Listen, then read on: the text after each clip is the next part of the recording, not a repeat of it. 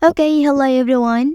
Here I want to provide a tutorial on how to remove developer options on Samsung C55 5G device. Well, disabling developer options can help maintain the stability and reliability of the device by preventing unauthorized changes that could potentially lead to system errors, crashes, or performance issues. So, removing developer options ensures the device operates within standard parameters.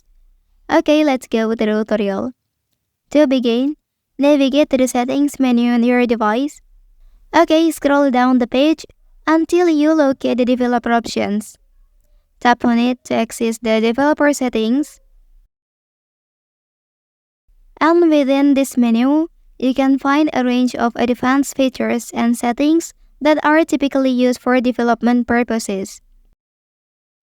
So, to disable the developer options feature, simply toggle the switch to the off position like this.